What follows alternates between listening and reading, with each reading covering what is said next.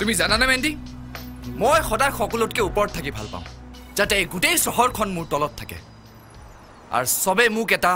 ষ্টাৰৰ দৰে মূৰ তুলি ওপৰলৈ চায়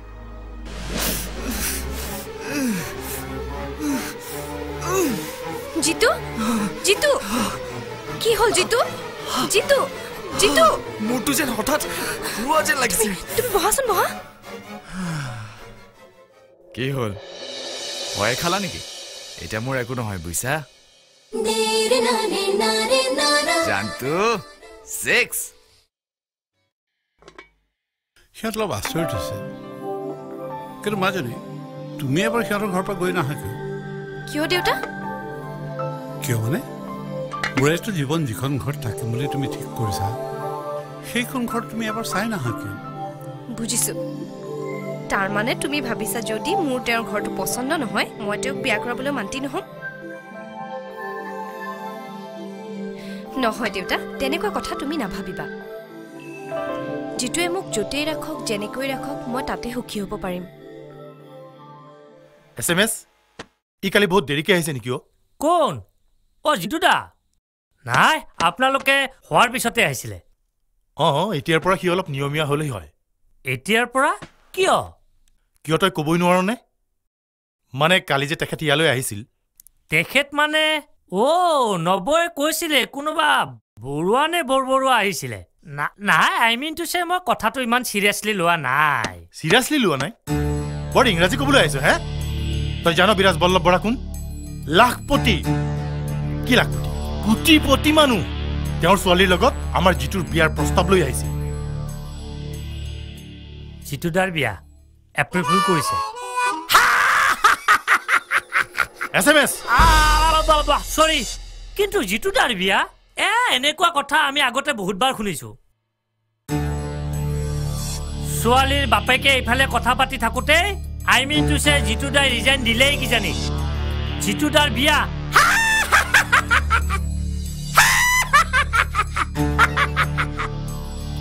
কি কৈছে ৰবাচোন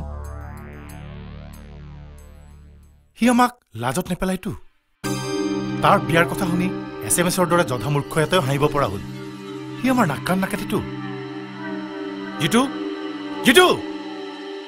জিতুদা ঘৰত নাই দাদা 8:30 বজাতে সি কলৈ যাব পাৰে নিশ্চয় কাৰোবাক চিয়প কৰিবলৈ গৈছে কিছুমানে আকৌ কল্যাণবোৰক টাটা বাই বাই নকৰাকৈ গুৱাহাটী এৰিবই নোৱাৰে নহয় জিতু তুমি কিবা পূজা কৰি আহিলা নেকি কাৰ লগত গৈছিলি কাৰ লগত মানে মন্দিৰলৈ যাবলৈ মোক আৰু লগ লাগে নে আচলতে কালি ৰাতি হঠাৎ এটা কথা মোৰ মনত পৰিল কথা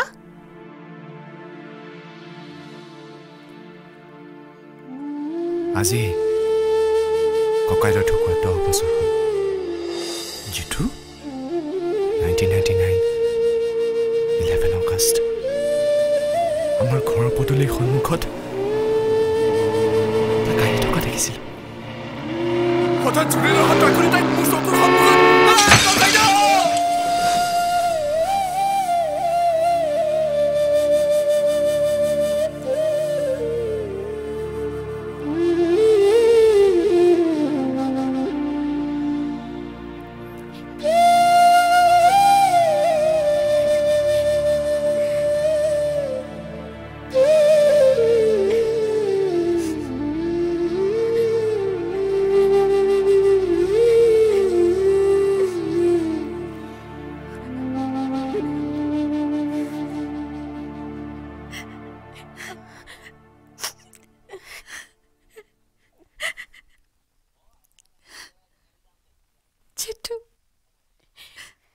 মোৰ বাবে তাৰ জানো কমটো চিন্তা আছিল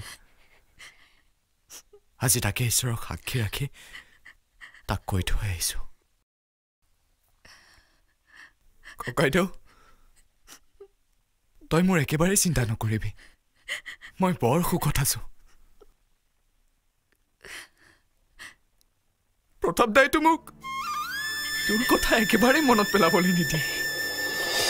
জিতু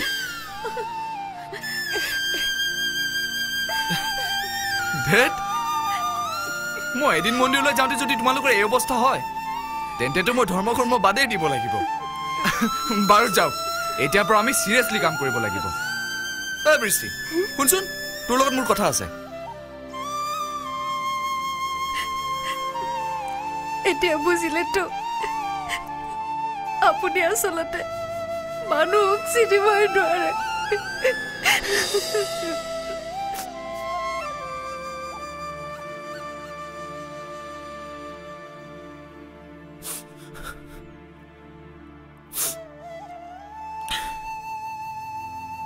হেৰা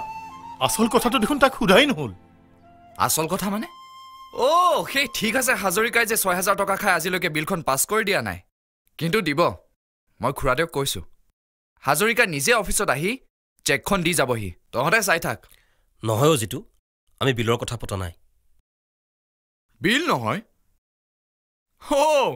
নগাঁৱৰ ইৰিগেশ্যনৰ কামটো সেইটোও ছিক্সাৰেই হ'ব খুৰাদেউ অলৰেডি ইৰিগেশ্যন মিনিষ্টাৰক ফোন কৰিলেই চাগে যিটো বিৰাজ বল্লভ বৰা মানুহজন কিন্তু বৰ ভাল মইনো বেয়া বুলি কেতিয়া ক'লো নহয় প্ৰতাপ দে আচলতে ক'ব খুজিছে এই সংকিতা টংকিতা মমি স্বামীৰ দৰে তই মন্দাকিনীৰ লগত যেন প্ৰেমৰ অভিনয় নকৰ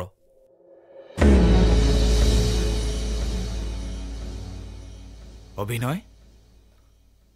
চোৱা নন্দনদা টিম এটা চিলেক্ট কৰোঁতে ৩০ জনলৈকে প্লেয়াৰ চিলেক্ট কৰা হয় কিন্তু খেলে মাত্ৰ ১১ জনে তাতে তেণ্ডুলকাৰৰ দৰে প্লেয়াৰ এজন থাকিলে আনৰ কথা ভাবিব পাৰি নেকি তই তেতিয়াহ'লে 6 মাৰিলি বৰা কি কৈছে জান তেখেতৰ যি আছে বিয়াৰ পিছত সকলোতো তোৰেই হ'ব